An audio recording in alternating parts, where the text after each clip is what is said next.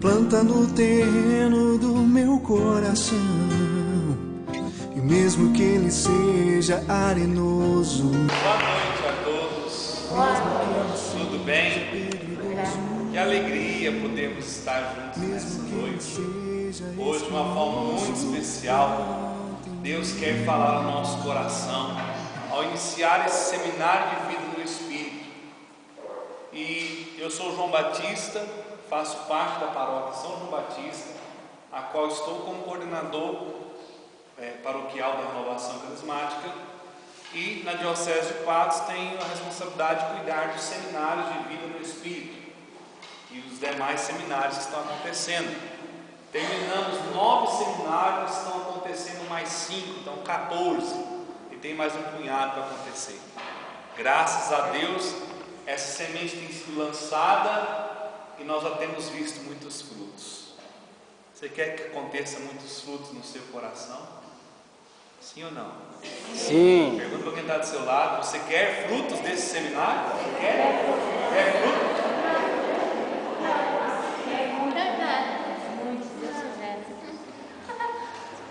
A palavra seminário, ela tem uma origem na palavra semente. Semente lembra semear. Semear lembra muita coisa, não lembra? Semear lembra cuidar, ter zelo, preparar. E nós vamos hoje meditar, com certeza, a parábola do semeador, mas mais no final. Porque primeiro eu quero te convidar a entender o poder que tem a palavra que Cristo vai, em uma parábola, em uma história, comparar essa palavra a uma semente. E o seminário de vida no Espírito é lançar a semente no seu coração, prenda o seu coração, isso fica bem claro. A terra, o lugar onde a semente vai cair é o meu e o seu coração. A semente é a palavra, e os frutos, aí que é o mais bonito, os frutos é o resultado da palavra que foi semeada. E quais são os frutos que hoje, eu perguntei se vocês queriam produzir frutos, vocês falaram que sim. Agora vamos dar a pergunta: quais os frutos você quer produzir durante esse seminário? Quais os frutos na minha vida, na minha família, na minha missão, eu quero produzir durante esse seminário? O que eu espero que o resultado desse seminário? Ou vai ser só 9 semanas que eu vou ficar aqui reunindo com o povo e vou embora? O seminário não pode ser só isso. Eu gosto de falar que o seminário de vida no Espírito é o momento do encontro pessoal com Jesus Cristo. Não que no grupo de oração não seja, o grupo de oração é para isso. Mas se você pegar a ordem do seminário, é uma forma de entender que Deus quer trabalhar no nosso coração e despertar em nós um grande amor. Porque o grupo de oração, ele é único cada dia, não é? Cada dia ele é único, cada dia ele tem um tema. O seminário também, cada dia ele é único, cada dia ele tem um tema. Só que quem participa do primeiro ao último dia do seminário vai perceber que é um tema só, dividido em 9 ou 10 partes diferentes, onde Deus quer insistir, trabalhar profundamente no nosso coração. Para quê? Primeiro, semana que vem, para experimentar o amor de Deus, é o tema da semana que vem. Depois, ele vai nos levar no terceiro tema, na terceira semana do seminário, a refletir o que é o pecado e aonde está a salvação. E no quarto tema, já que eu reconheci que eu sou pecador, mas que eu sei que Deus morreu e se entregou por mim, eu quero assumi-lo como meu Senhor e meu Salvador. É o tema do senhorio de Jesus. Na quinta semana do seminário, Deus nos chama a ver como nossa fé está. O tema é fé, mas também conversão. É preciso acreditar.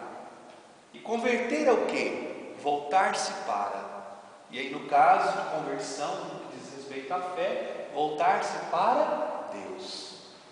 A sexta semana do seminário é uma que o povo gosta muito, que é a semana onde vai ser trabalhado a cura do homem total. físico, a alma, a mente, todo o ser, a cura do homem total. Nós vamos entender na 7ª semana que existe um passo fundamental para que a cura aconteça, é o perdão. Perdão e amor aos irmãos. Depois que já tiver Deus trabalhado, remexido a terra do nosso coração, a nossa vida, aí Ele vai derramar a água do Espírito, para fazer com que as sementes lançadas até aquele momento possam crescer e dar frutos. Aí será a noite da infusão do Espírito Santo, onde vão todos receber oração individual, e Deus vai derramar uma graça muito especial na sua vida. E depois, a última semana do seminário, ele traz 2 temas numa noite só. Vai falar para nós a importância que é um grupo de oração na vida do carismático, na vida de uma pessoa que quer viver perto de Deus, e é importante perseverar nesse grupo. Perseverança e grupo de oração. Pronto, resumi o que é o seminário para cada um de vocês. Na verdade, nós vamos estar aqui reunidos durante 9 semanas para fazer uma profunda experiência no amor de Deus. Fala para o irmão que está do lado, está preparado? Pergunta para ele. Está preparado? Está preparado para viver tudo isso? Está preparado? Então, volto à pergunta: quais os frutos você quer colher em sua vida depois desse seminário? Bate um papo um pouquinho, agora vamos conversar um pouquinho, viu? Pergunta, irmão, aí, quais os frutos você quer colher desse seminário? Pergunta ele. Agora bate um papo um pouquinho. Pergunta, deixa ele responder. Quais os frutos você quer colher desse seminário? Isso, agora é hora de bater um papo aí. Quais os frutos queremos colher desse seminário? Conversão, luta, perseverança. Perseverança.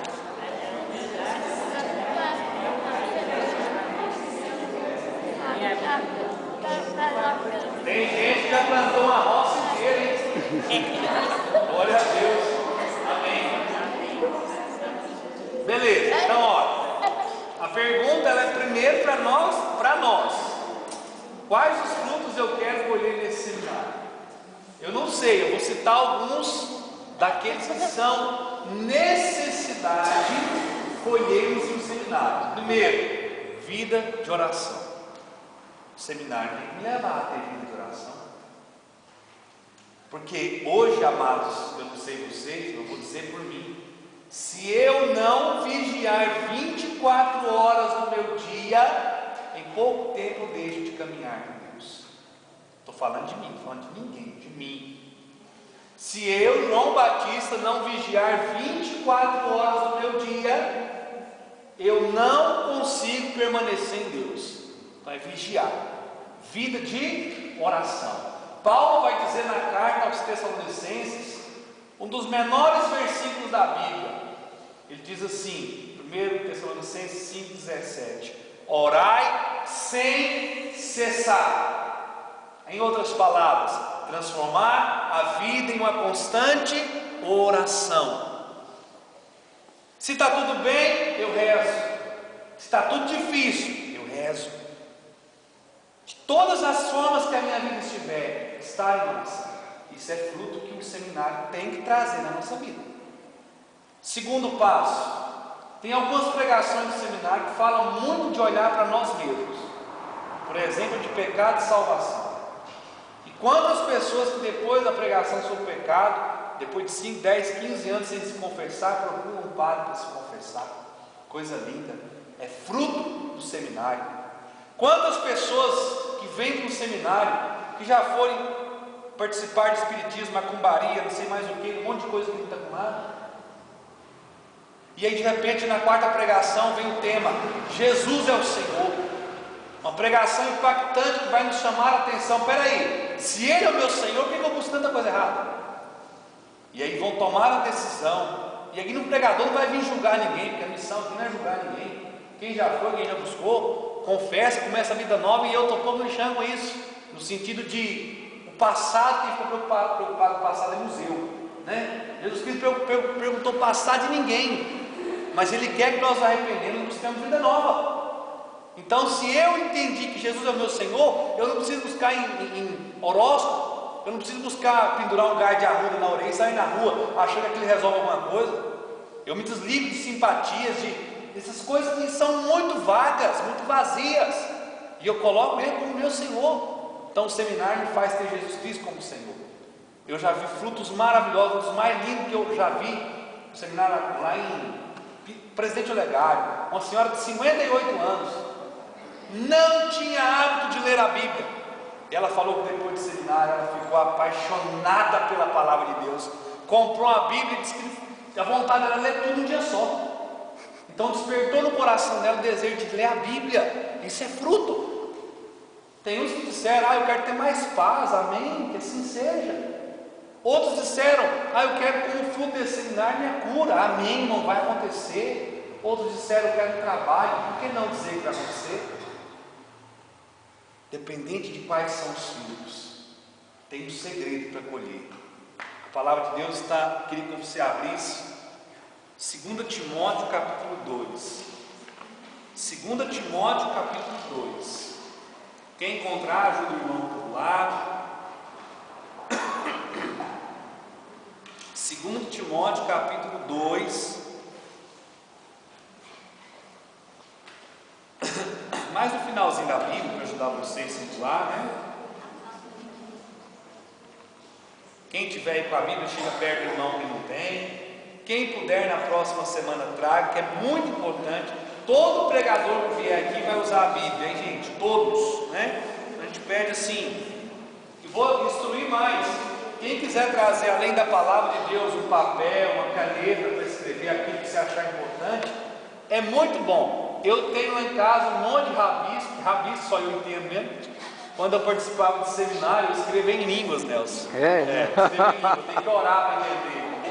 Então, eu tenho um monte de caderno guardado das minhas primeiras participações em seminários. São coisas que me conduzem até hoje. Até hoje. Quando você escreve, você memoriza muito mais fácil. Então, quem gosta, a partir da semana que vem, pode entrar nos temas mais profundos ainda. Traga um caderno, quem sabe um caderninho espiritual. Quem sabe a partir desse caderninho você começa todo dia a ler a Bíblia e tirar uma mensagem, né? Quem sabe algo muito precioso vai nascer desse seminário, vai despertar no seu coração o desejo de amar cada vez mais a palavra de Deus.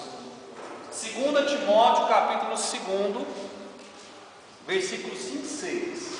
Nenhum atleta será coroado se não tiver lutado segundo as regras. É preciso que o lavrador trabalhe antes com afinco se quer boa colheita. Duas coisas importantes, só nesses dois versículos.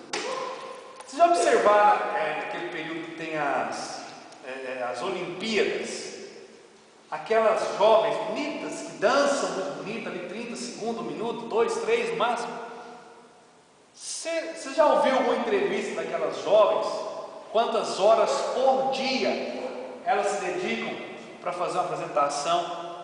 Durante, às vezes, daqui 2 anos, durante 2 anos elas se preparam na média de 8 horas por dia para dançarem 2, 3 minutos. E às vezes tem 10 equipes, aquelas que se esforçaram 8 horas por dia ficam no 10ª colocação. A palavra no versículo 5 está dizendo: nenhum atleta será coroado, será vencedor, se não tiver lutado segundo as regras. Se uma daquelas jovens naquela apresentação de 2 minutos errou qualquer coisa, fugiu da regra, ela é desclassificada. Ela perde 2, 3, 4, uma vida inteira de esforço por um pequeno erro, um errinho bobo. Ela joga tudo pro alto. E Paulo, naquela época, quando ele escreve essa carta, ele vai dizer: o atleta ele só vai ser coroado, ele só vai sair como vencedor se ele tiver um grande esforço, se ele tiver um grande empenho, porque senão ele não conseguirá vencer. Traduzindo isso para a nossa vida de cristão: quer alcançar o céu? Quer vencer? Treina todo dia. E o cristão treina de que jeito?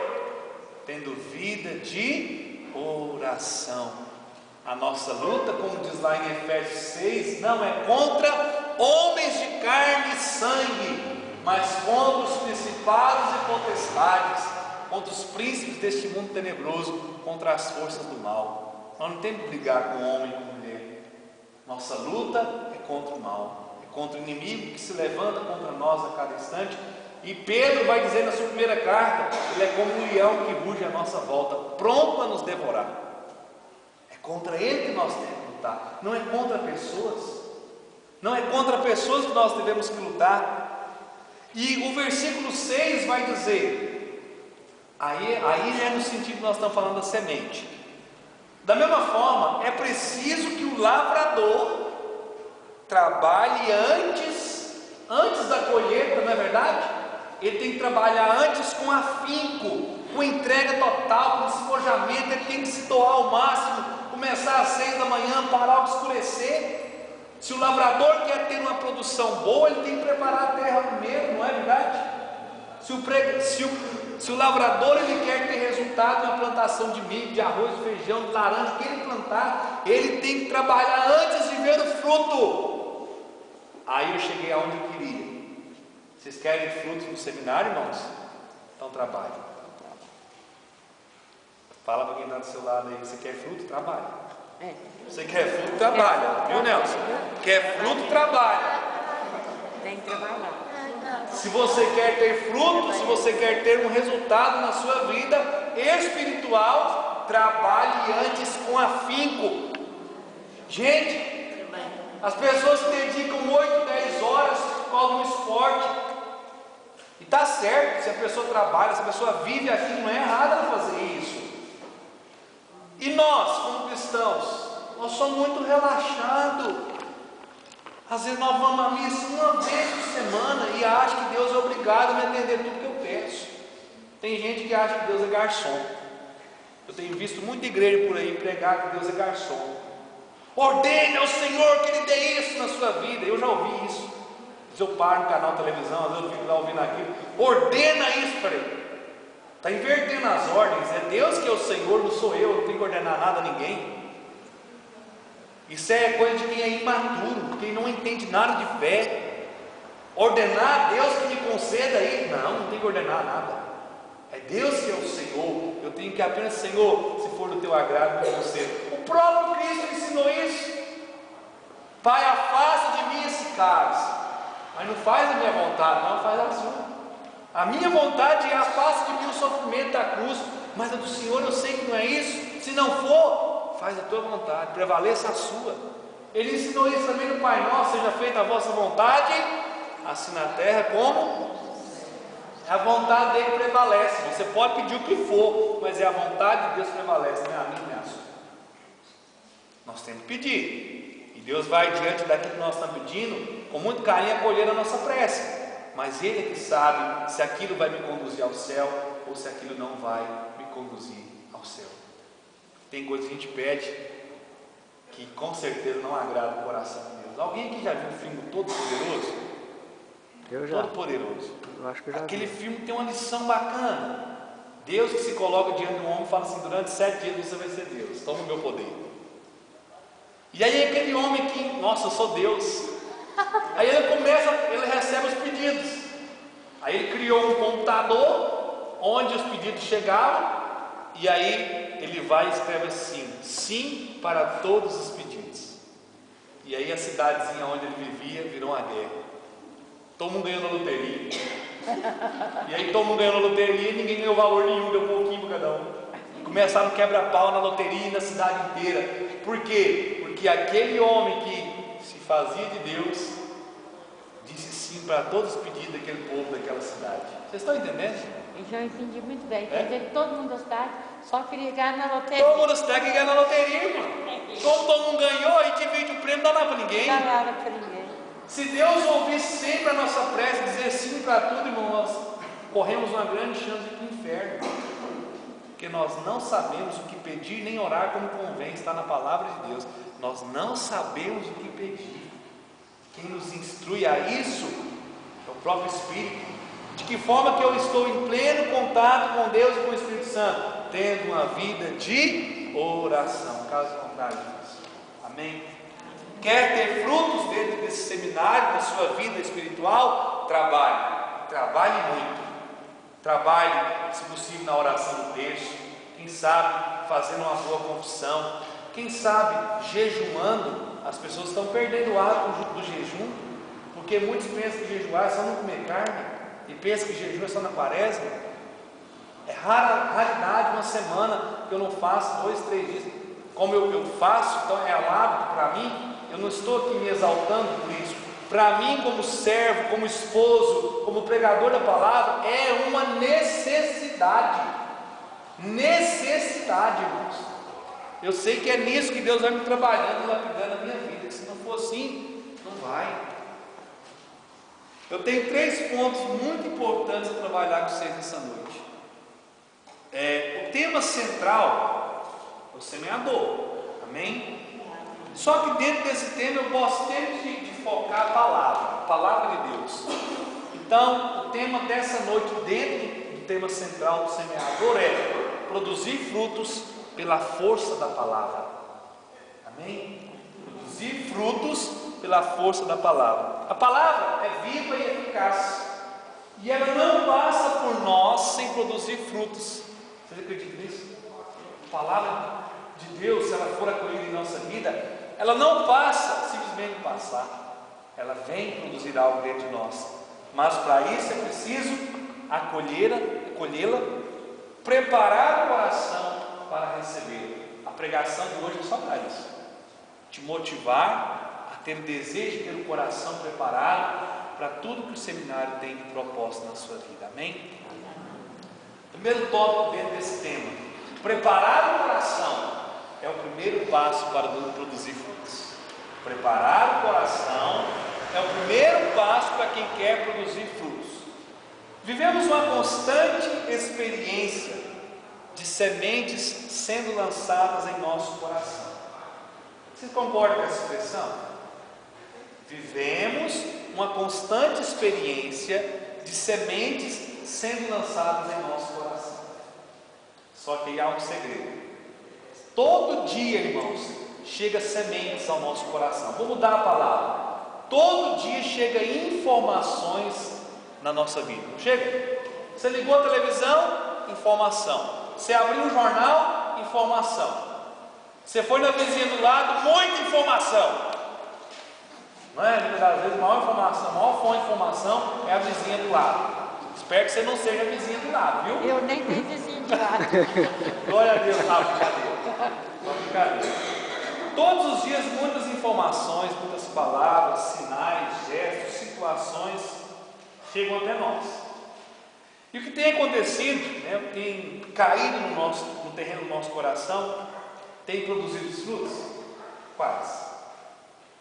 Se eu fizer uma pergunta aqui, às vezes você vai ficar meio na dúvida, e outros vão ter certeza. Mas acredito eu que 70% dos que estão aqui são pessoas ansiosas. Exemplo: rói a unha, está no lugar, fica assim com o pé, ou eu não me achava uma pessoa ansiosa. Aí eu tive um problema de saúde lá no feminismo antes de fazer. Fui a 4 médicos até chegar ao resultado. E eu descobri que estava com a síndrome da apneia do sono. Eu tenho que dormir de aparelho, deito à noite, tenho que colocar máscara. Então no início foi um pouco difícil, mas hoje, graças a Deus, eu tenho essa saída. E aí, em um desses exames, o médico, o Dr. Dácio, um grande especialista na questão da doença do sono, ele avaliando alguns resultados, cara, você é muito ansioso. Eu falei, o quê? Você me achou um paçoca? Um cara muito despreocupado, cara. Não, você pode ser despreocupado, mas você é muito ansioso. Ele falou algumas coisas que ele observou durante o tempo que eu estava no consultório. Ele falou, você pode, que às vezes você não era, mas aí por causa da questão desse problema, você vai desenvolvendo muita irritação, você vai desenvolvendo muito cansaço. Eu estou sabendo tudo que eu estou falando, eu estou sentindo sem eu nem falar para o senhor. Não, mas é consequência do problema que você tem. Nossa, meu Deus. Então eu descobri uma pessoa muito ansiosa. E a nossa ansiedade, muitas das vezes é decorrente ao tanto de informação, ao tanto de situação que nós estamos envolvidos hoje. As pessoas falam assim hoje, né? Direto eu ouço e às vezes até eu mesmo falo: nossa, mas um dia está dando para fazer nada.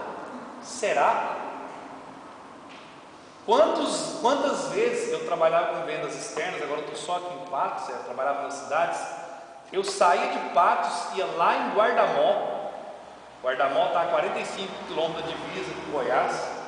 Saía daqui 6 da manhã, chegava às vezes 8h30, 9 da noite aqui.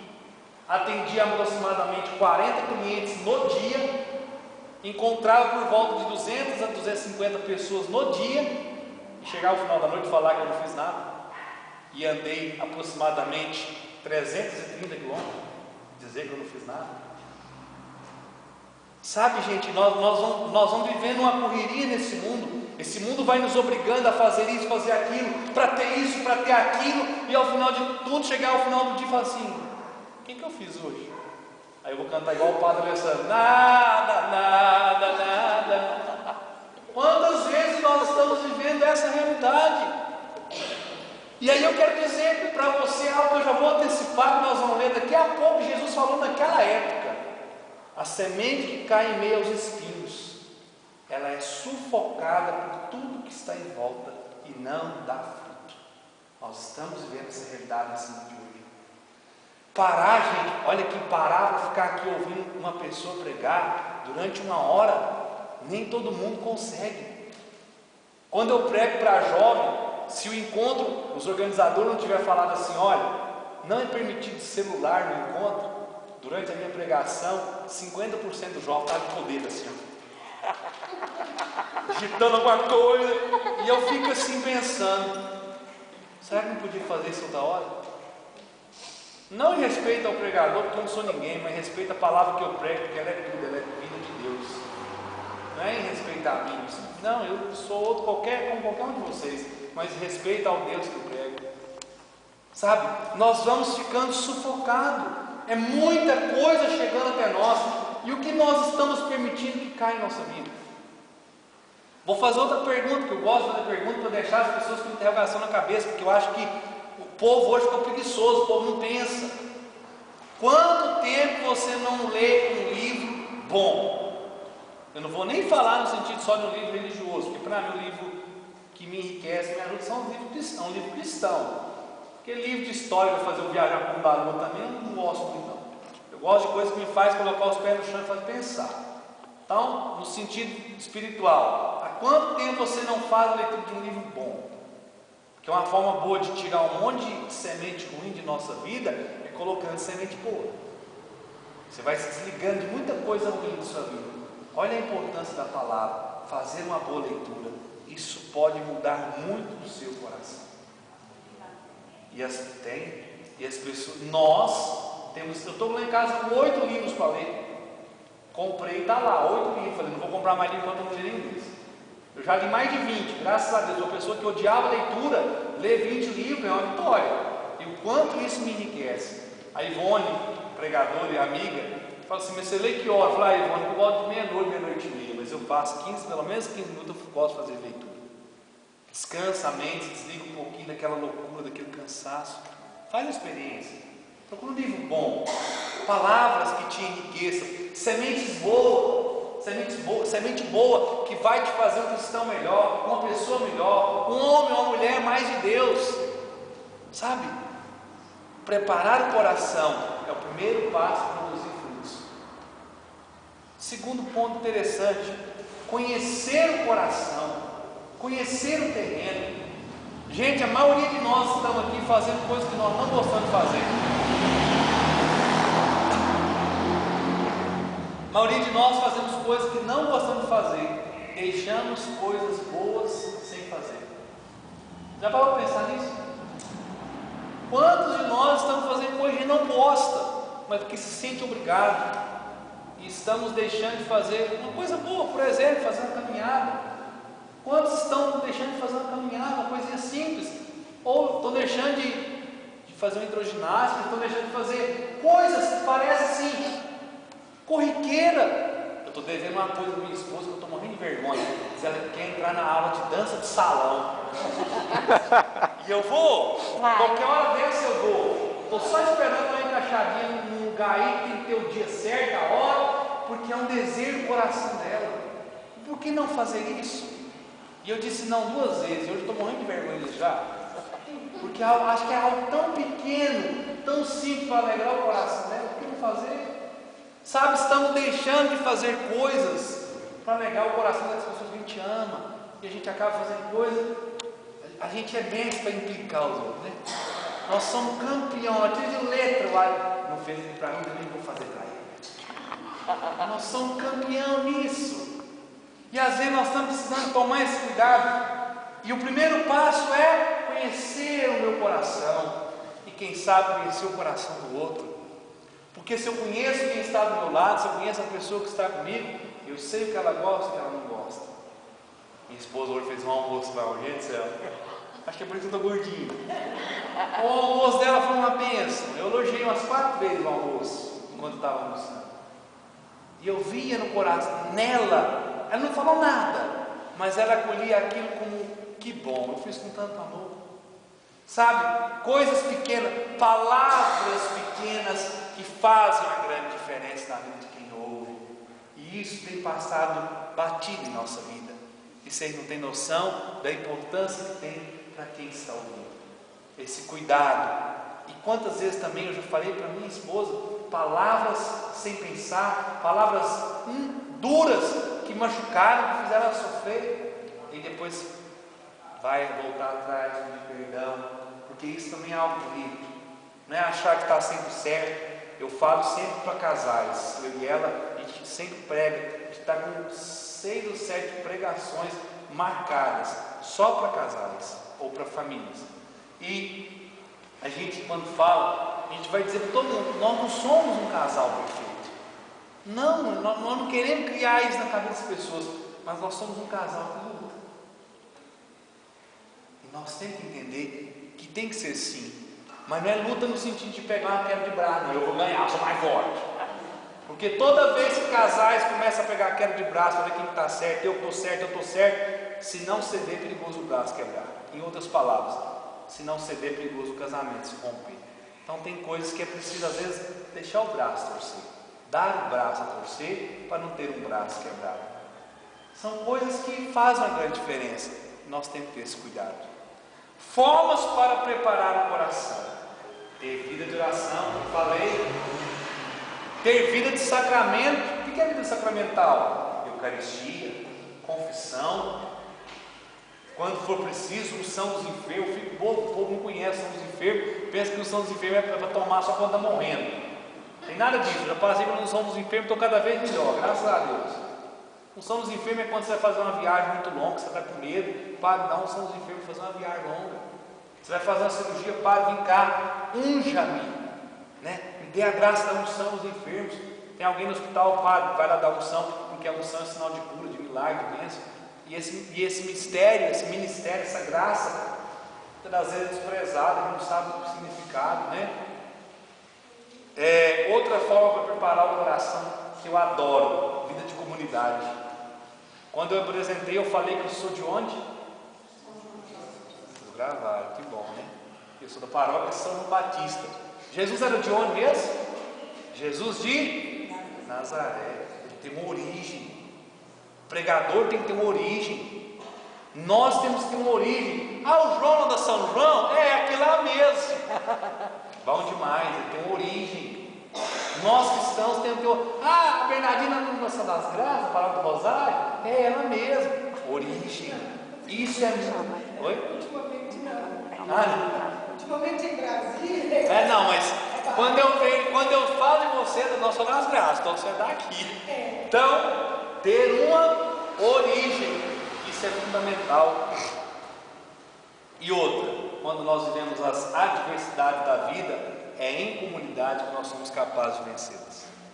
Eu falo que quando Deus, muitos sabem disso, outros não, quando Deus permitiu que eu e a Denise, há 2 anos atrás, dia 6 de agosto, faz exatamente 2 anos, nós entrássemos, minha esposa estava grávida há menos de 6 meses, Entramos dia 6 de agosto no hospital, no dia 10 de agosto nossa filha nasceu com 1,130 kg, ficou 67 dias no CTI, saiu de lá vitoriosa, para a honra e glória do Senhor, dia 10, agora ela faz 2 aninhos, coisa mais linda do mundo, puxou o pai, graças a Deus.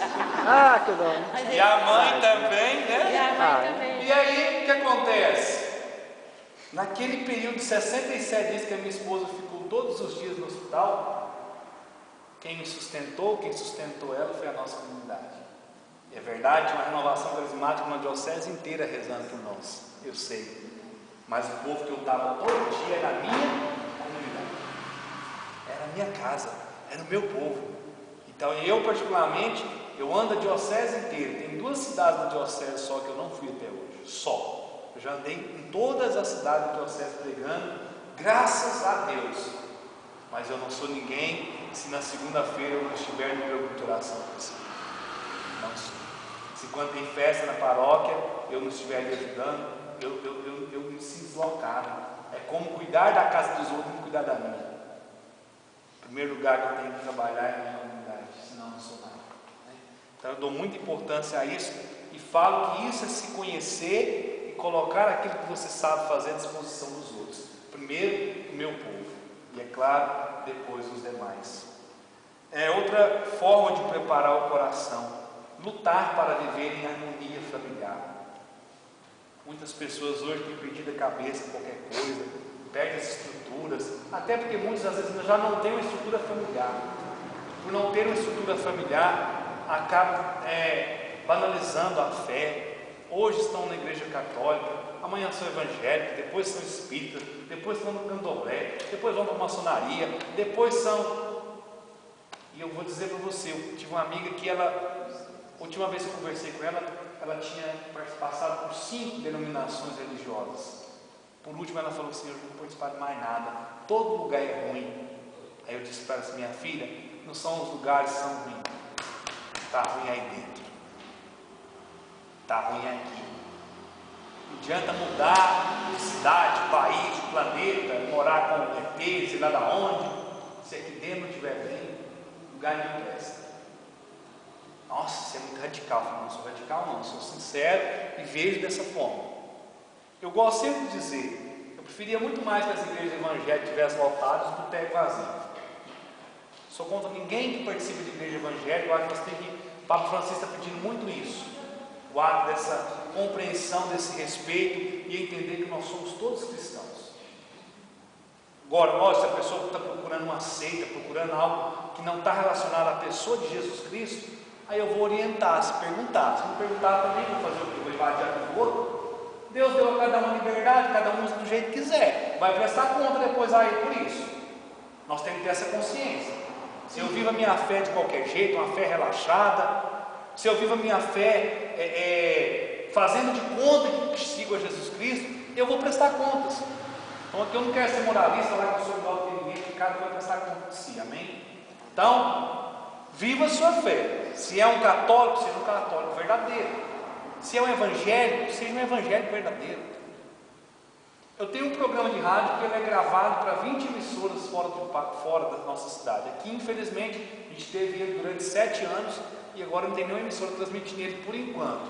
Mas eu creio que em breve isso vai acontecer. Eu creio. Já estou profetizando, algo bom virá por aí. Reza, algo bom virá por aí, né? Tem 20 emissoras fora de Patos transmitindo o programa. Uma no Amazonas, uma no Rondônia, São Paulo, estão espalhadas no Brasil inteiro. Eu gravo o programa, hoje mesmo saí de lá e vim para cá. Gravo, produzo o programa, faz ele com muito carinho e aí a gente manda. Aí eu coloco o Facebook à disposição das pessoas. Você vê o tanto de evangélico que participa do programa, dizendo que bom ouvir esse programa porque está falando de Deus e respeita a minha fé. Ô irmãos, é muito melhor a gente ter esse povo caminhando, rezando conosco, do que dividindo, apontando os nossos erros, falando que nós estamos errados, nós vamos tudo para o inferno. Misericórdia. Então, acolher, amar, rezar, respeitar. Você que tem irmãos de outra religião dentro de sua casa, ou próximos a você, respeite. Não queira pegar a queda de braço, não queira dizer que você está certo ou outro errado, isso não vai mudar nada. Eu estava num lugar esses dias, começaram a debater religião, e alguém me conhecia no lugar, e pensa, aí ele depois de cima foi partilhar. Eu fiquei caladinho, fiquei ali ouvindo, eu não fui chamar na conversa, caladinho. Um falava mal da igreja evangélica, outro falava mal da igreja católica, e eu li, ouvindo um assunto, e o outro irmão lá me olhando. Eu saí para lá e chegou, mas eu achei que você ia lá defender a igreja, eu achei que você ia falar que o outro estava errado, que o fulano estava certo. Falei, irmão, primeiro que eles não pediram minha opinião. Segundo, essas discussões costumam não dar em nada. E quando dão, elas dão em briga, discórdia e inamizade. Eu não quero isso para a minha vida. O que não serve para me edificar, não serve para nada. Essa é a minha opinião. O que não serve para me edificar ou edificar alguém, não serve para nada. Por que eu vou entrar numa discussão dessa? Causar inimizade para a pessoa ficar olhando, ah, aquele que me apontou o dedo, que falou que eu estava errado, que ia para o inferno, que não sei o quê. Essas discussões não levam ninguém a nada. Se perguntar e quiser ouvir a verdade, estiver preparado para ouvir aquilo que eu creio, que eu sinto, eu vou dizer, sem medo nenhum do que eu tenho a dizer, sem medo nenhum, pregando a verdade, falando aquilo que eu tenho segurança, que eu acredito, primeiro que eu vivo, eu vou dizer. Mas se não pintar oportunidade, se não deixar, se não quiserem me ouvir, falar para as paredes, eu não vou falar. Amém? Segundo tópico. Primeiro é qual? Preparar o primeiro passo para produzir fruto. O segundo, sabe qual é? Acolher a palavra de Deus. É o segundo passo. Primeiro eu preparo. Entenderam? Preparar o coração. O segundo, eu acolho. Sim, Senhor, eu quero tua palavra na minha vida para que ela produza. Estão percebendo que eu estou falando primeiro da palavra. Nem entrei lá no semeador. A palavra. Situações concretas de nossa vida. Irmãos, não adianta eu vir cá e falar um monte de coisa só no sentido espiritual e ninguém entender. Eu tenho que pegar e traduzir esse tema, essa palavra, para aquilo que é realidade na nossa vida. E até agora eu fiz só isso. Espero que vocês tenham entendido. Agora o segundo ponto, acolher a palavra de Deus. Lucas capítulo 8, versículos de 4 a 18. Lucas 8, de 4 a 18. Qual que é o título aí? O que é parábola mesmo? História. Nós vamos entrar simplesmente na parábola do semeador. Havia se reunido uma grande multidão. Eram pessoas vindas de várias cidades para junto dele. Dele quem? Jesus. Ele lhes disse essa parábola. Jesus foi contar uma história para eles, que o povo estava ali reunido. Saiu um semeador a semear a sua semente. E ao semear, parte da semente caiu à beira do caminho. Foi pisada e as aves do céu a comeram. Então a primeira porção do semeador caiu à beira do caminho. Uma parte foi pisada. Eu gosto de falar que à beira do caminho a gente pode comparar ao trilho. Sabe quem vai fazer aqueles trilhos que a gente passa no meio do pasto? A terra ali é dura, não é? Então ali é o lugar da gente passar, a semente fica pisada, esmagada, e em muitos casos, como é um alimento fácil, o pássaro vem comer, está fácil, né? Ninguém colocou regra no dia, o passarinho inteiro também vai e come, né? Mas dá a entender, quando ele começa a contar, que essa aqui é comparado ao aquele que semeia, ao pregador da palavra. No meu caso aqui hoje eu estou sendo um semeador. O terreno é o seu coração. A palavra que eu estou pregando é a semente. Pode aqui no meio de nós ter pessoas que são comparadas a esse terreno, que mesmo eu pregando aqui antes da importância de preparar o coração, estão com o coração duro. E aqui eu não quero culpar ninguém, porque às vezes está duro por causa do sofrimento, está duro por causa das provações, está duro por causa da humilhação, do abandono, do desemprego, das dívidas. Eu não sei se você hoje se encontra com esse terreno duro. Eu só queria dizer para você que, independente de qual seja, Deus é capaz de transformar. Basta você deixar. Basta você deixar. Continua. Outra parte da semente que o semeador lançou, caiu no meio das pedras. pedregulho. E tendo nascido, caiu no meio das pedras, e tendo nascido, secou por falta de umidade. Imagina, eu estava esse final de semana, nossa paróquia tem um retiro da renovação carismática, e tem um momento no retiro que a gente retira, a gente sai, a gente fica sozinho, em silêncio. E um lugar muito bonito onde a gente estava, uma fazenda muito bonita. E lá tem um campinho de futebol e uma arquibancada de cimento. E eu fui lá para essa arquibancada. Primeira coisa que eu percebi quando eu cheguei na arquibancada, engraçado que domingo era a parábola semeadora, liturgia de domingo, né?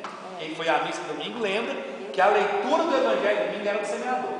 Eu tinha ido sábado à noite, então eu já sabia qual era a liturgia.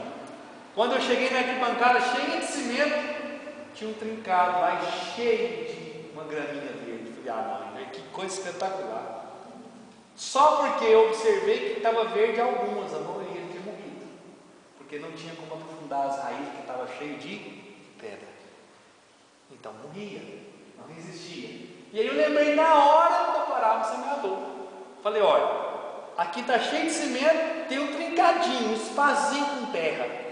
Só que é só superficial, tinha terra só um pouquinho por cima. Nasceu. Aí eu observava que tinha uma ou outra verde, o resto tudo morrendo, porque não tinha como aprofundar as raízes.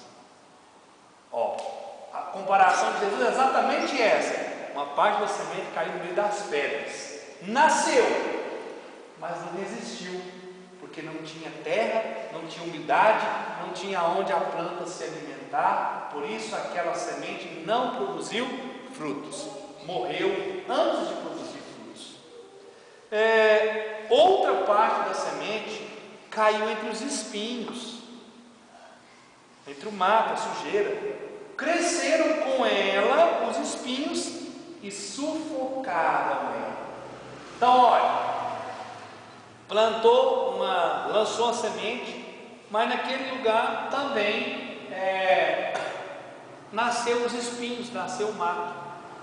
E a gente observa que se você tem um pedacinho de terra na sua casa, você planta uma plantinha com muito carinho, cuida. Se você descuidar um pouquinho, a sujeira, o mato que nasceu depois dela, cresce mais do que ela e mata ela, não é verdade?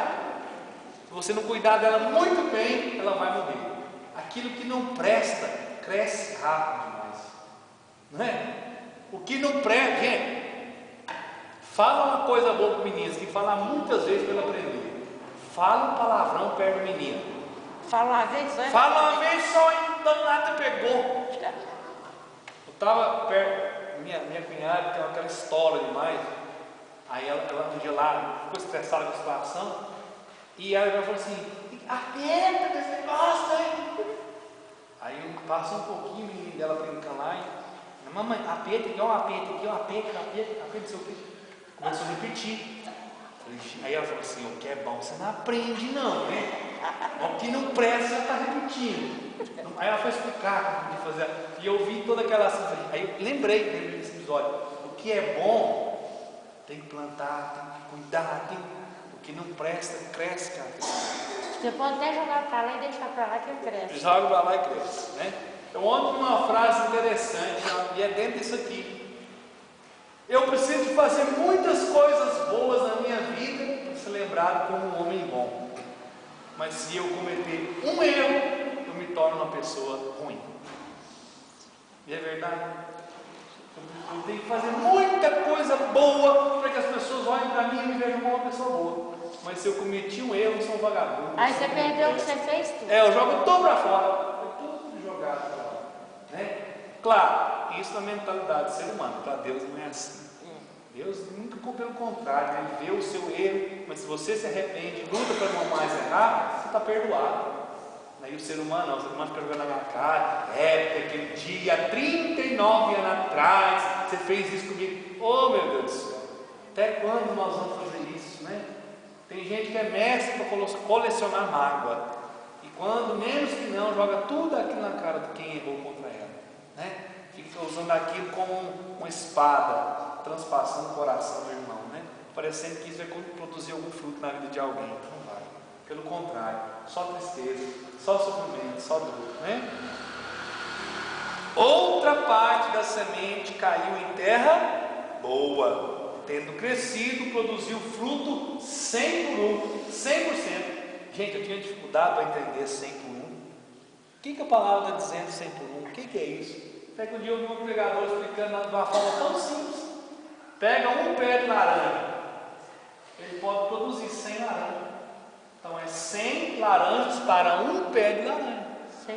100 por 1. Então o que é o chamar de Deus para nós hoje? Que a semente que cair no coração, que a terra esteja boa, possa dar 100% de resultado. Amém? Deus quer isso de nós. 100% de fruto daquilo que está sendo lançado no nosso coração. Aí os discípulos então interrogam dele o que significa essa parábola, o que quer dizer. Vamos ler a partir do versículo 11. Eis o que significa esta história. A semente é a palavra de Deus, o próprio Jesus dizendo: os que estão à beira do caminho, olha quem são os que estão à beira do caminho, são aqueles que ouvem, mas depois vem o demônio e lhes tira a palavra do coração, para que não creiam e não se salvem. Vamos traduzir isso de uma forma mais clara, hein? Porque está claro demais. Então, irmãos, não adianta só ouvir a palavra. Aí eu fui no encontro, eu ouvi a palavra, mas não vou colocar em prática. Aí eu fui à missa, o padre falou um monte de conversão, que é pecado, adultério, que é pecado isso. Só ouvir. A gente tem dois ouvidos, né? Ouve de um lado e sai do outro. Só ouvir não causa efeito. É preciso ouvir e acolher e colocar em prática. Fazer, muito bem. Ouvir, acolher e colocar em prática. É só assim que a palavra vai ter. Eu fico às vezes, poucos dias, Serra do Salito, acolhi uma pessoa que veio falar assim: João, eu leio a Bíblia todo dia, mas acontece tanta coisa ruim na minha vida. Aí eu falei assim: irmão, você só lê a Bíblia ou você coloca em prática? Não, eu só leio. A resposta não está aí. Deus só para ele. Porque mesmo colocando em prática, entenda, provações virão. Mas sustentado pela palavra, nós vamos ver a provação de uma forma diferente. Nós vamos ter muito mais força para encarar. Então, ler a Bíblia, entenda o que eu vou dizer agora, não quer dizer que eu não vou ter sofrimento em minha vida.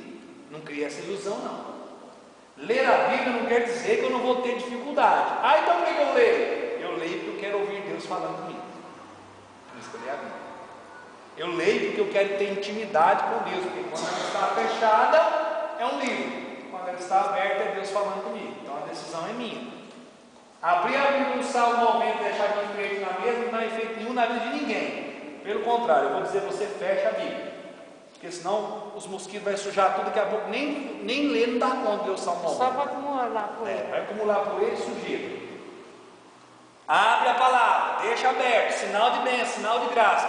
Mas leia e lute para colocar em prática na sua vida. Porque senão você está sendo o terreno à beira do caminho. Duro, só ouve, mas não quer colocar em prática. Está explicado, é o próprio Jesus que explicou, não são palavras minhas, estou apenas traduzindo a nossa linguagem. Versículo 13: aqueles que recebem solo pedregoso são os ouvintes da palavra de Deus que acolhem com alegria. Nossa, mas o João hoje pregou, meu coração está alegre, que coisa linda, nossa, foi maravilhoso, que beleza, irmão, coisa boa. Só que vai dizer assim: mas não tem raiz, porque creem até certo tempo, na hora da provação abandonam tudo que foi pregado, que foi ouvido. Vocês entenderam isso aqui? Muitos estão vivendo exatamente. Gente, por que tanta gente muda de religião? Por que tantas pessoas mudam? Porque ouvem a palavra, alegram-se com a palavra, mas quando vem a primeira provação, fala assim: eu estou nessa igreja, não está resolvendo nada, vou passar para outra, porque lá diz que resolve tudo. Mentira, porque o próprio Cristo deixa claro para nós: vocês querem me seguir? Pega a tua cruz. Não é pega o seu travesseiro de plumo e me siga. Pega a tua cruz. Assume a luta que é sua e de mais ninguém. Tudo bem. Tem momento na nossa vida que nós precisamos de muito sirineu para nos ajudar. Não precisa, gente? Para ajudar a carregar a nossa vida, não precisa? E em muitos momentos nós temos que também ser sirineu na vida dos outros. O que é ser sirineu? Ajudar o outro a carregar a cruz. Tem hora, eu vou dizer a sinceridade, em tantos momentos da minha vida, teve muitos momentos que eu não dava conta de rezar. Os meus joelhos eram os meus irmãos. Quem carregava a cruz para mim não era eu. Quando Deus levou o Gabriel, meu filho, que nasceu, viveu poucos minutos, Deus levou. Ai de mim, de minha esposa, se não fosse nossa família, nossos irmãos de caminhada, nossa comunidade, nós provavelmente às vezes nem estaríamos pregando. Ainda bem que alguém foi sirineu e falou: João, você não dá conta agora, deixa nós carregar a cruz de você. Então carrega, irmão, porque realmente não consigo. Então, quando nós enfrentamos a provação, aí é a hora de ver: será que tudo aquilo que o João pregou lá na frente é verdade na vida dele? Será que tudo aquilo que um dia eu ouvi e agora eu vou colocar em prática, será que agora vai dar fruto? É nessa hora que você vê o fruto da sua vida de oração. É quando às vezes você reza a vida inteira pelo seu filho e às vezes ele só te traz desgosto, e mesmo assim você continua rezando. Por quê? E você acredita que uma hora isso vai mudar. Sabe? Eu vejo que muitas mães são extraordinárias o que elas fazem. Elas pegam o terreno cheio de pedra, são capazes de, na oração, tirar todas as pedras daquele terreno e transformar ele em terra boa. É isso que muitas mães fazem com muitos filhos. Filhos que foram criados com amor, ensinados na fé e desandaram, encheram a vida de pedras, e muitas das vezes pedras de crack, pedras de humilhação, pedras de violência, pedras de ódio, e a mãe na oração, ela vai tirando aquelas pedras e transformando aquele terreno que era só pedra em um terreno bom. E como eu vejo, por exemplo, nosso pregador Juninho, que muitos, não sei se Juninho já esteve aqui? Não. Juninho foi aquele que colocou fogo na prefeitura, que muitos sabem da história, ficou no presídio durante tanto tempo, pela oração da mãe, pela oração de irmãos, pela oração de pessoas. Dentro da cadeia, teve um encontro pessoal com Jesus Cristo, e hoje é um grande pregador da palavra, para a honra e glória do Senhor. Não é uma história de alguém que ouvi contar, não. É uma pessoa que Deus me deu a graça de ajudá-lo muito na caminhada, e hoje veio caminhar com as próprias pernas, uma alegria para mim. É alguém que passa por provação constantemente, e mexe, vira alguém e joga na cara: você é aquele que um dia esteve preso? Eu fui aquele, que hoje sou um homem renovado pela palavra, renovado pela graça de Deus. Uma oração de quem? De uma mãe, de um povo que falou: Senhor, tira aquelas pedras para que a tua semente caia e produza fruto. Você que é mãe, Deus seja louvado pela sua oração. Você que é pai também, Deus seja louvado, porque essa oração é capaz de transformar um terreno cheio de pedra em terreno bom e fazer produzir fruto. Porque Deus, Ele confiou o seu filho, a sua filha a você, não foi por enfeite ou só por um acaso. Não, Ele confiou esse filho, essa filha a você, para que fosse lapidado e você pudesse conduzir para o céu um dia. Só que é preciso trabalhar e muito. Lembra da leitura de Timóteo? É preciso que o lavrador trabalhe antes com afinco, se ele quer ter frutos.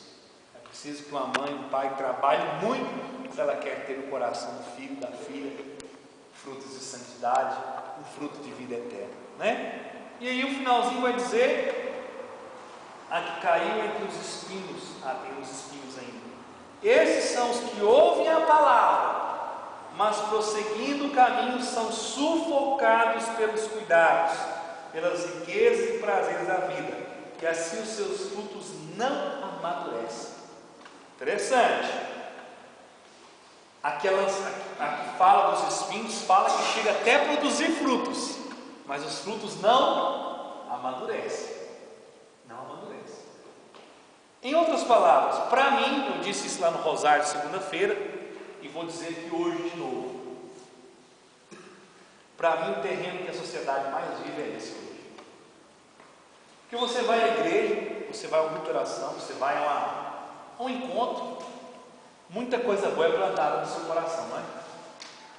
Aí você vai para o mundo, de repente você acaba distraindo, fica um domingo sem a missa. Se acontecer isso, tem que confessar, porque faltar a missa é pecado, tem que confessar, né?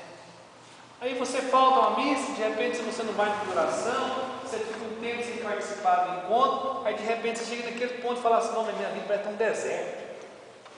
Ah, mas está mesmo, que não alimenta, que não coloca para dentro, vai ter o que aí? Se não plantar coisas boas, se não colocar coisas boas dentro de você, aqui que plantou um dia também pode sair, sendo apagado, sendo ofuscado, tanta coisa. E hoje, nós corremos um grande risco, e nós somos muito seduzidos pelos prazeres desse mundo, muito, irmãos. Hoje as pessoas, a grande idolatria do mundo de hoje não é a imagem. Na época de Moisés foi sim, às vezes, a imagem, porque o povo tinha na imagem Deus, e imagem nenhuma é Deus. Essa imagem não é Nossa Senhora, você sabe disso, né?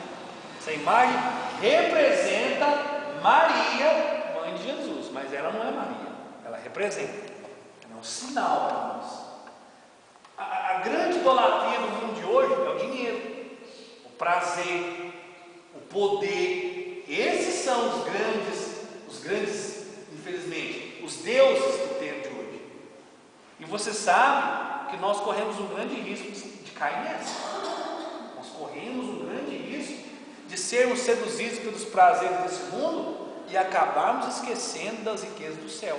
Eu vou dizer algo aqui não julgando ninguém, mas existem muitas pessoas que cresceram comigo nessa caminhada de fé e que, por se entregarem aos prazeres desse mundo, infelizmente, eu digo isso com tristeza, infelizmente nem na igreja vão hoje mais.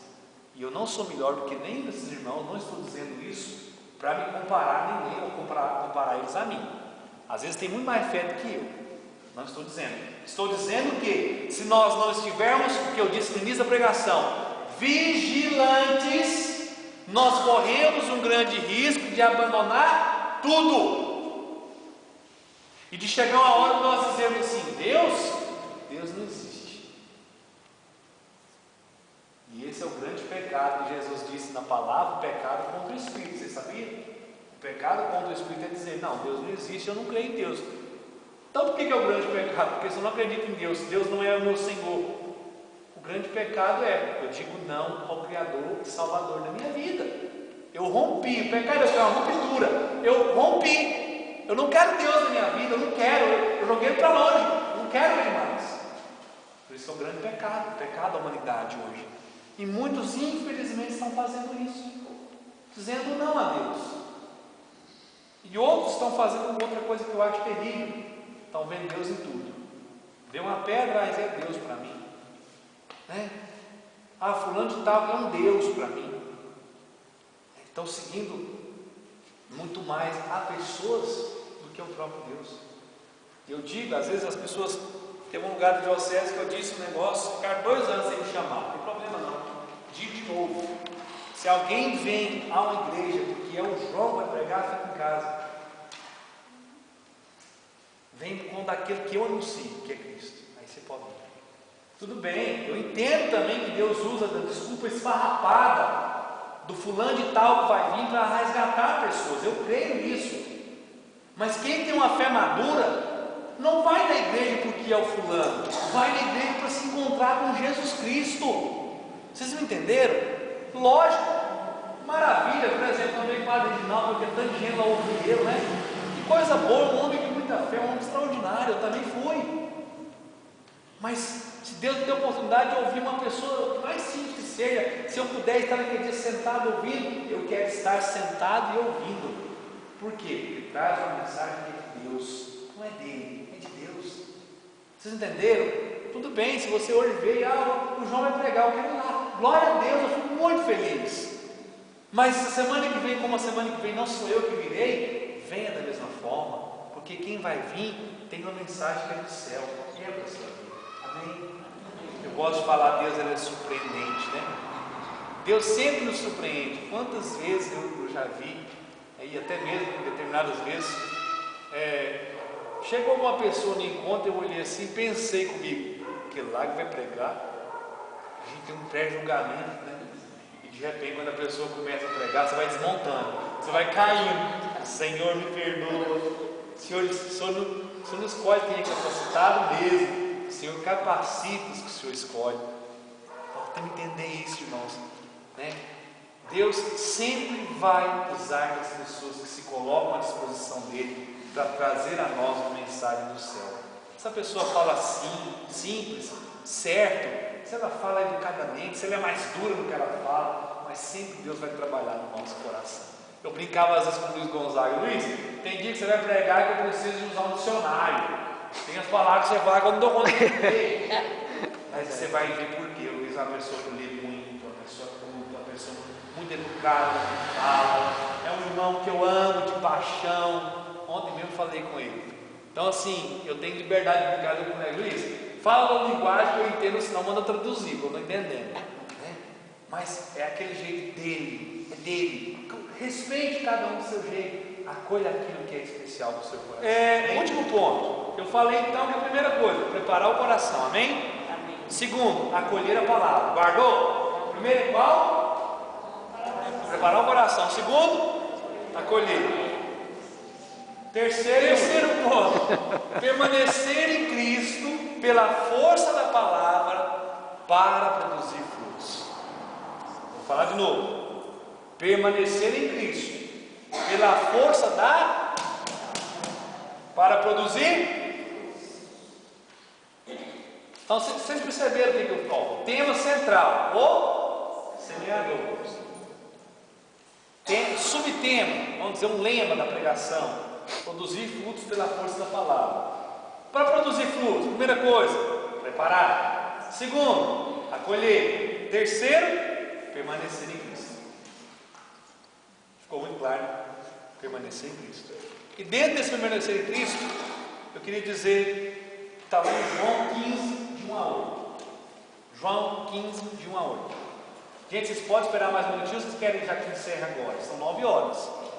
Eu distraí um pouquinho com a hora, e a pregação já é extensa lá embaixo, do mesmo jeito, né, Nelson? Nós podemos acabar mais cedo que lá, senão o povo nem quer vir depois, né? Semana que vem o tema é só 30 minutos de fala e 20 de oração, é bem mais objetivo do que hoje, tá? Eu estou achando tão bom, não estou nem contando agora. Tá bom. João 15, de 1 a 8, é uma leitura muito conhecida, mas que revela um grande segredo para quem quer produzir frutos. Vamos lá? Eu sou a videira verdadeira e meu pai é o agricultor. Todo ramo que não der fruto em mim, ele cortará. Então a primeira coisa, eu não queria dizer para você não, mas se não produzir fruto, Deus vai, lembra daquela passagem da figueira? Lembra dela? Jesus passou perto da figueira e falou assim: põe lá um figuinho para nós. Não tem não, não é nem época de figo. Corta ela. Eles poderiam ter falado assim: não, mas não é época de figo ainda não. Quer saber, corta. Aí alguém falou: não, mas deixa eu cuidar dela esse ano, preparar ali em redor, jogar um adubo, ter um cuidado, e aí sim, quando o senhor vier, vai ter fruto. Ainda teve misericórdia, ainda deixou. Mas a exigência de Deus é que a gente produza o quê? Fruto. É urgente.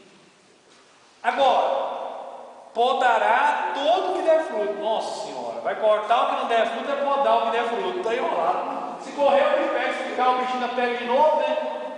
Então, olha, vou traduzir. O que não der fruto, Deus vai cortar lá na raiz. Não certo? Agora, o que der fruto, Ele vai podar. E nós sabemos o que a poda é capaz de fazer com uma boa árvore, né? Deixa um pé de mexerico cheio de gás seco, o que acontece? Ele tem chance até de morrer. Agora, se todo ano depois da safra, você vai lá e corta, tem uma época certinha, poda, observa o que vem, os frutos parecem bem muito melhor do que os do ano passado. É o cuidado da poda, e o cristão ele tem que passar por essa prova constantemente.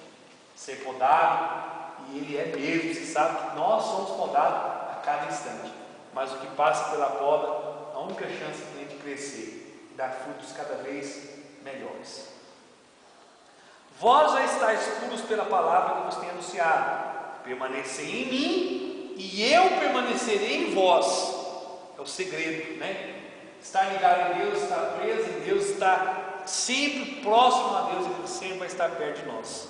O ramo não pode dar fruto por si mesmo, se não permanecer na videira. Assim também vós não podeis tampouco dar fruto, se não permanecerdes em mim. Irmãos, a única forma de responder a pergunta que eu fiz no início, vocês querem hoje, a partir de hoje, produzir fruto? É estando ligados em Jesus Cristo. Caso contrário, não vai ter fruto no seminário. Não tem. Se você quiser fruto, esteja ligado em Deus. Eu sou a videira, vós os ramos. Quem permanecer em mim e eu nele, esse dá muito fruto, porque sem mim nada podeis fazer. Isso é sério demais. Sem Jesus Cristo, bate no peito, eu não posso fazer nada. Pode bater no peito aí, irmão. Eu não consigo fazer nada. Sem Jesus Cristo eu não sou nada. Se alguém não permanecer em mim, será lançado fora como ramo. Ele secará e onde ajuntar e lançado ao fogo queimar-se-á. Se permanecerdes em mim e as minhas palavras permanecerem em vós, pedireis tudo o que quiserdes e vos será feito. Mas para isso eu preciso permanecer em mim. É o que está dizendo Jesus. Nisto é glorificado meu Pai, para que deis muito fruto e vos torneis meus discípulos. Permanecer em Cristo é o segredo então para produzir frutos. Quem não der fruto será cortado. O que der fruto será podado para que produza mais fruto ainda. O ramo não pode dar fruto se ele não estiver ligado à videira. O segredo para produzir fruto então é permanecer em Cristo. Concluindo, nossa missão então qual é? Pregar a palavra, ser um semeador. Último texto para encerrar, carta de Timóteo, capítulo 4, de 1 a 4. Prometo que é o final, tá bom, irmãos? Estamos encerrando aqui, beleza? Só porque quando eu estava preparando, o Senhor falou fortemente de um ponto que eu quero trabalhar aqui nessa última leitura, que eu acho que seria muito importante para cada um de nós que estamos aqui. Eu já falei muito sobre ele, mas eu quero fechar com essa palavra. Paulo, quando ele escreve essa carta, diz o seguinte, 2 Timóteo, segunda carta, capítulo 4, de 1 a 4, amém? Eu te conjuro, em presença de Deus e de Jesus Cristo, que há de julgar os vivos e os mortos por sua aparição e por seu reino.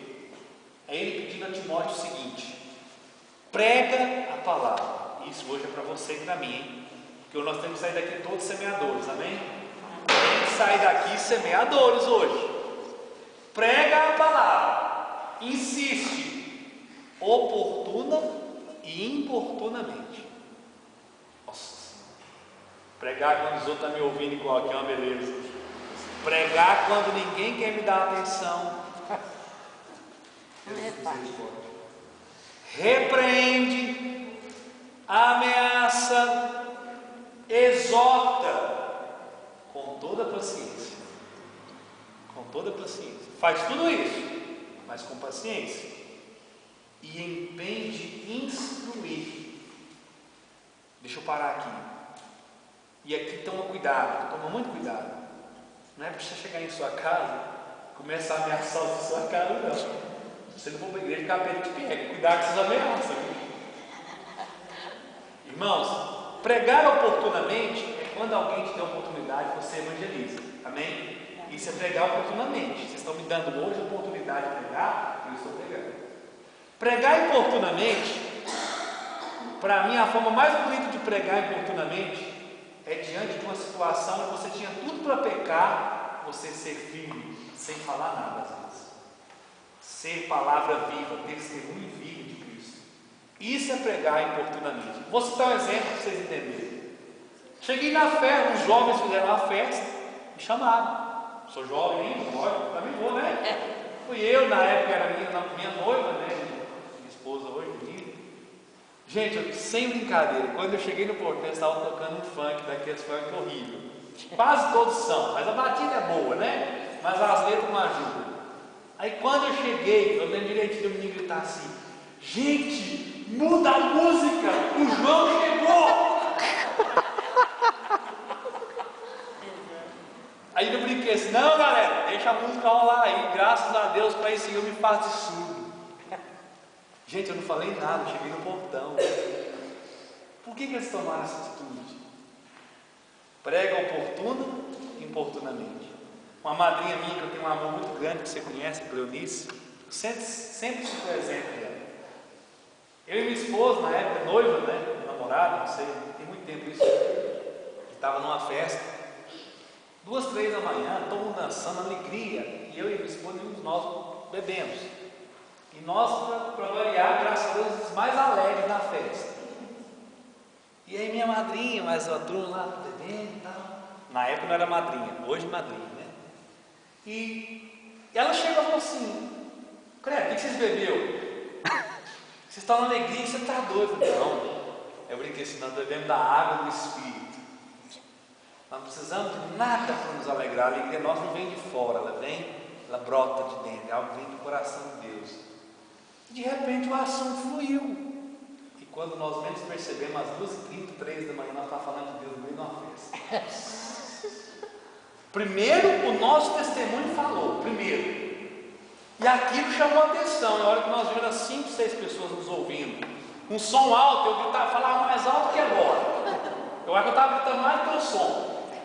Mas todos que estavam ali se interessaram no assunto. Por que dessa alegria? O porquê disso? Então, quando eu falo isso, não é para dizer eu sou melhor do que ele. Não, irmão, pelo amor de Deus. Só para dizer que nós temos que ser palavras vivas de Deus, mesmo quando nós não temos a Bíblia na mão. Imagina uma festa dessa, se eu chego lá: agora eu queria que vocês desligassem o som, porque eu vou pregar a palavra. Provavelmente eu não ia embora. Se eu pregar com a vida, muitas das vezes não preciso nem abrir a boca. Vocês estão entendendo? Vocês estão entendendo o que é pregar com a vida, ser palavra viva onde eu passo, ser um semeador aonde eu estiver? Isso é ser palavra viva, né? Porque virá tempo, preste atenção se isso não acontece hoje, porque virá tempo em que os homens já não suportarão a sã doutrina da fé. Muitos hoje, quando você começa a pregar palavras, se você começar a falar de Deus na sua casa, então, rapidinho você vê alguém com cara amarrada, ou jogando direto a você, ou falando você pelo fanático. Cuidado, o lugar mais difícil de pregar a palavra, abrindo ela e pregando dentro da sua casa. Então prega primeiro na vida.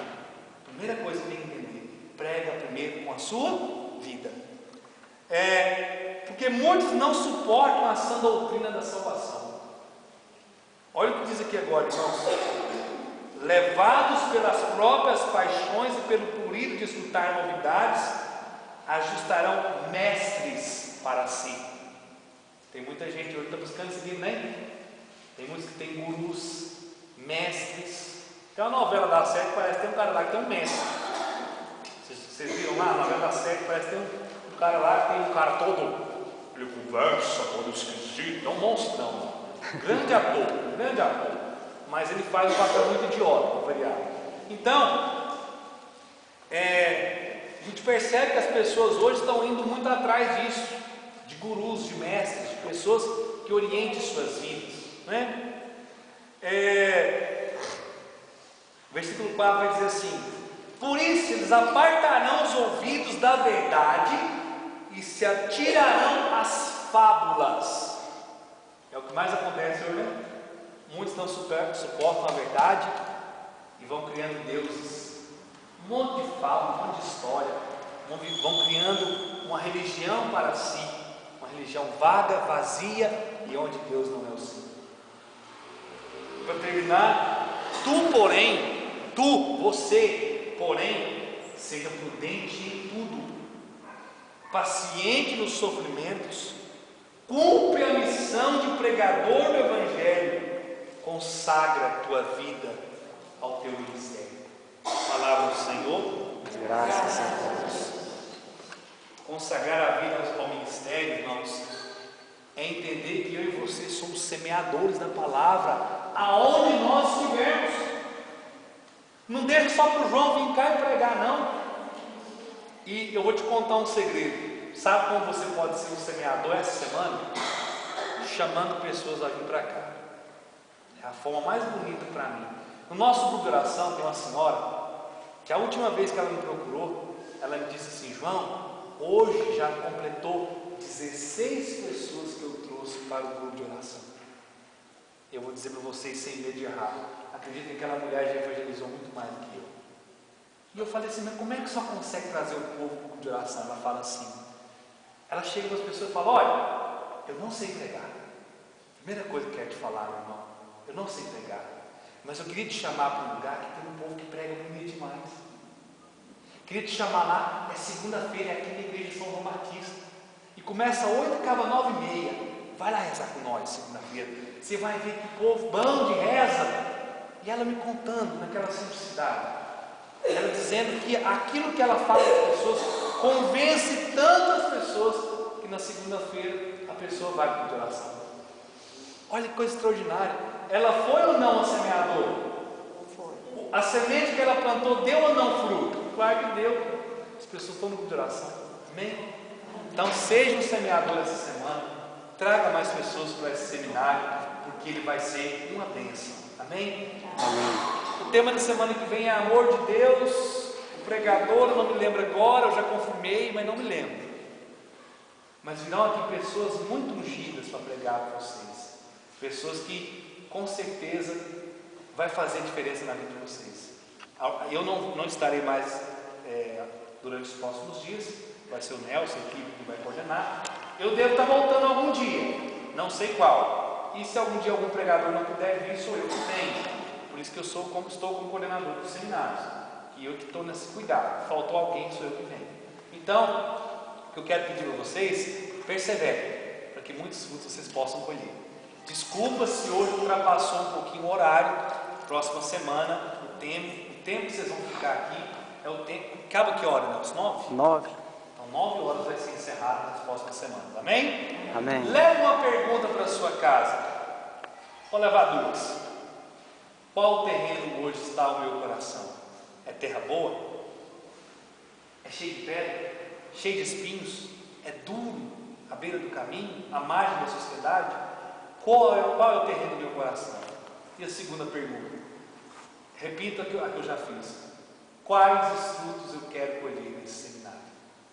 Tem uma pessoa que deu testemunho, achei bonito, quando eu fiz essas duas perguntas, depois do seminário, ela chegou e colocou as duas na geladeira. Ela falou assim: é um lugar que eu abro toda hora, e toda hora eu fico perguntando, qual o terreno do meu coração? Quais os frutos eu quero colher nesse seminário? Se você tiver como escrever, escreve. Se não, chega em casa e escreve. Qual o terreno do meu coração? Pensa isso durante a semana, nesses 4 que foram citados. Beleza. Quais os frutos eu quero desse seminário? Tenho certeza que será um seminário muito abençoado. Amém? Amém. Colocar a mão sobre o teu coração.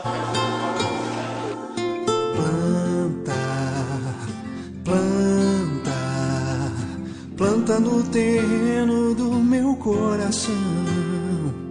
E mesmo que ele seja arenoso, mesmo que ele seja pedregoso,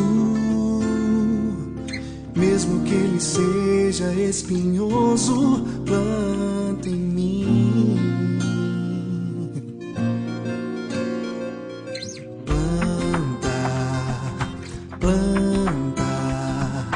Planta no terreno do meu coração.